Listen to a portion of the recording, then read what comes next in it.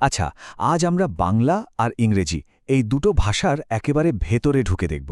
মানে এদের গ্রামার বা ব্যাকরণের কাঠামোটা ঠিক কতটা আলাদা। আর এটা কিন্তু শুধু শুকনো নিয়মকানুন শেখা নয়, ব্যাপারটা তার থেকেও অনেক বেশি মজার। অনেকটা দুটো আলাদা সংস্কৃতির ভাবনার জগৎ আবিষ্কার করার মতো। তো চলুন শুরু করা যাক। যারা বাংলা বা ইংরেজি যে কোনো একটা ভাষা শেখার চেষ্টা করেছেন তাদের কাছে এই বাক্যটা কিন্তু খুব চেনা, তাই না?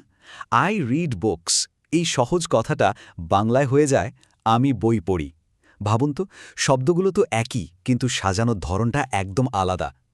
এই ছোট্ট একটা পরিবর্তনের মধ্যেই কিন্তু লুকিয়ে আছে এই দুটো ভাষার সবচেয়ে বড় রহস্য। চলুন আজ সেই রহস্যটাই একটু সমাধান করার চেষ্টা করি। এই যে দেখুন স্ক্রিনে, এটাই হলো আসল চাবিকাঠি। ইংরেজিতে কি হয়? প্রথমে সাবজেক্ট মানে কর্তা, তারপর ভার্ব বা ক্রিয়া, আর শেষে অবজেক্ট বা কর্ম। কিন্তু বাংলায় দেখুন তো কি হচ্ছে, ক্রিয়া বা ভার্বটা লাভ দিয়ে একেবারে শেষে চলে গেছে। মানে প্রথমে কর্তা, তারপর কর্ম, আর একদম শেষে গিয়ে ক্রিয়া। এই যে গঠনটা, অর্থাৎ সাবজেক্ট অবজেক্ট ভার্ব বা এসওভি, এটাই বাংলাকে ইংরেজি থেকে একেবারে আলাদা করে দিয়েছে। এই একটা জিনিস মাথায় রাখলে দেখবেন অনেক কিছু সহজ হয়ে গেছে। তো চলুন আমাদের আলোচনার প্রথম ধাপে যাই, আর সেটা হলো শব্দের এই ক্রম বা ওয়ার্ড অর্ডার। মানে শব্দগুলো কিভাবে সাজানো হচ্ছে। আপাতদৃষ্টিতে মনে হতে পারে এটা শুধু শব্দ এদিক ওদিক করার ব্যাপার, কিন্তু না। এই একটা সাধারণ পরিবর্তনই কিন্তু দুটো ভাষার পুরো চরিত্রটাই গড়ে দেয়। এর প্রভাবটা যে কতটা গভীর সেটাই আমরা এখন দেখব। শব্দের এই যে সাজানো নিয়মকানুন, গ্রামারের ভাষায় একেই বলা হয় সিনট্যাক্স বা বাক্য গঠনবিদ্যা। জিনিসটা আসলে কি?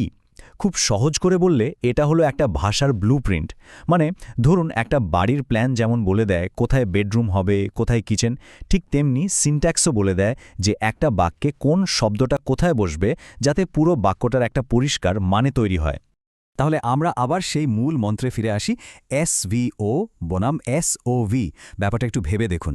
একজন ইংরেজিভাষী মানুষ প্রথমে কাজটা কি, ভার্ব, সেটা বলে, তারপর বলে কাজটা কার উপর হচ্ছে, অবজেক্ট। কিন্তু একজন বাংলাভাষী কি করে? সে প্রথমে কর্মটা বলে দেয় আর একদম শেষে গিয়ে প্রকাশ করে যে আসল কাজটা কি হচ্ছে। এটা ঠিক যেন একটা সাসপেন্স গল্পের ক্লাইম্যাক্সটা একেবারে শেষে বলার মতো, তাই না? আচ্ছা, বাক্যের কাঠামো বা স্ট্রাকচার তো বোঝা গেল, কিন্তু আমরা যখন কথা বলি আমরা তো শুধু রোবটের মতো তথ্য দিই না, তাই না? আমরা কাউকে আদেশ করি, অনুরোধ করি, আবার কখনো কখনো দিবার স্বপ্নও দেখি। ভাষার এই দিকটা নিয়েই কাজ করে মুড বা প্রকাশভঙ্গি। সোজা কথা, এটা হলো বাক্যের ভেতরের আবেগটা, যা আমাদের বলার আসল উদ্দেশ্যটাকে ধরিয়ে দেয়। এখানে দেখুন মূলত ৩ ধরনের মুড আছে: ইন্ডিকেটিভ, ইম্পারেটিভ আর সাবজাংটিভ। হ্যাঁ, আমি জানি নামগুলো একটু খটোমটো শোনাচ্ছে, কিন্তু এদের কাজ কিন্তু একদম সহজ। ইন্ডিকেটিভ মানে হলো সাধারণ ফ্যাক্ট বা তথ্য দেওয়া। ইম্পারেটিভ হলো কাউকে কোনো আদেশ বা অনুরোধ করা। আর সাবজাংটিভ, ওটা হলো যদি এমন হতো বা যদি পারতাম, এই ধরনের কল্পনা আর সম্ভাবনার জগৎ। মজার ব্যাপার হলো পৃথিবীর প্রায় সব ভাষাতেই এই ৩টে ভাব প্রকাশ করার নিজস্ব উপায় আছে। এবার এই উদাহরণগুলো দেখুন। ইংরেজি আর বাংলা দুটো ভাষাতেই কনসেপ্টটা কিন্তু একদম এক। শি ইজ স্টাডিং আর সে পড়াশোনা করছে, দুটোই একটা সাধারণ তথ্য দিচ্ছে। গো আর যাও, দুটোই আদেশ। আবার ইফ আই ওয়ার রিচ আর যদি আমি ধনী হতাম, দুটোই কিন্তু একটা কল্পনা বা ইচ্ছার কথা বলছে। তার মানে কি দাঁড়ালো? ভাষার বাইরের পোশাকটা হয়তো আলাদা, কিন্তু ভেতরের ভাবনাটা একদম একই। তো এবার চলুন যদির জগতে ঢোকা যাক।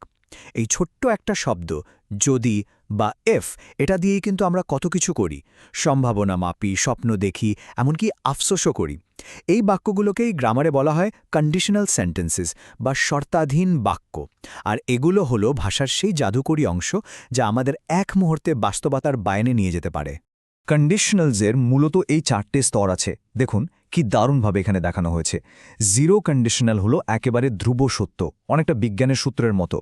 ফার্স্ট কন্ডিশনাল হলো ভবিষ্যতের কোনো বাস্তব সম্ভাবনা নিয়ে কথা বলা।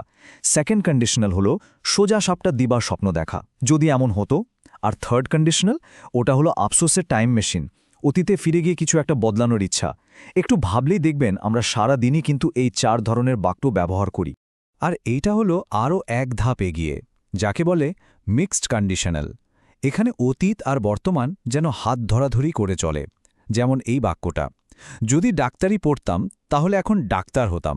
ভাবুন তো একবার, এই একটা লাইনের মধ্যে কতটা আফসোস, কতটা না পাওয়ার যন্ত্রণা লুকিয়ে আছে। এটাই তো ভাষার শক্তি। এটা শুধু তথ্য দেয় না, আমাদের সবচেয়ে গভীর অনুভূতিগুলোকেও প্রকাশ করার ক্ষমতা রাখে। তো প্রশ্ন হলো, আমরা এত সব নিয়মকানুন নিয়ে ঘাটাঘাটি করছি কেন? কারণ গ্রামার শুধু পরীক্ষার খাতায় নম্বর পাওয়ার জন্য নয়, এটা আসলে আমাদের ভাবনাগুলোকে গুছিয়ে সঠিকভাবে প্রকাশ করার একটা হাতিয়ার। আমরা যখন স্বপ্ন দেখি, কোনো পরিকল্পনা করি বা অতীতের কোনো ভুলের জন্য আফসোস করি, তখন এই নিয়মগুলোই কিন্তু আমাদের মনের কথাগুলোকে স্পষ্ট আর জোরালোভাবে বলতে সাহায্য করে। এতক্ষণ তো আমরা ভাষার আলাদা আলাদা পার্টস বা অংশ নিয়ে কথা বললাম, ওয়ার্ড অর্ডার, মুড, কন্ডিশনালস। এবার চলুন দেখি এই সব ছোট ছোট টুকরোগুলো একসঙ্গে জুড়ে গিয়ে কিভাবে ভাষাগত দক্ষতার একটা বড় ছবি তৈরি করে। কারণ দেখুন, নিয়ম জানা আর সেই নিয়ম ব্যবহার করে অনর্গল কথা বলা দুটো কিন্তু এক জিনিস নয়। তাহলে আজকের আলোচনা থেকে মূল কি বিষয় আমরা জানলাম? ১. ইংরেজি হলো এসভিও আর বাংলা হলো এসওভি, এটাই মূল পার্থক্য। ২. মুড বা প্রকাশভঙ্গি আমাদের কথার ভেতরের উদ্দেশ্যটা বলে দেয়। আর ৩. যদি বা ইফ ব্যবহার করে আমরা বাস্তবে না থেকেও কল্পনার জগৎ ঘুরে আসতে পারি। তবে সবচেয়ে বড় কথাটা হলো, নিয়ম তোতাপাখির মতো মুখস্থ করার থেকে ভাষার আসল কাঠামোটা বোঝা অনেক বেশি কাজের। একবার ওই কাঠামোটা ধরে ফেলতে পারলে দেখবেন নতুন ভাষা শেখাটাও একটা মজার খেলার মতো লাগছে। সবশেষে একটা প্রশ্ন রেখে যাই। আচ্ছা, ভাষার এই যে আলাদা আলাদা গঠন, এটা কি আমাদের চিন্তাভাবনাকেও কোনোভাবে প্রভাবিত করে?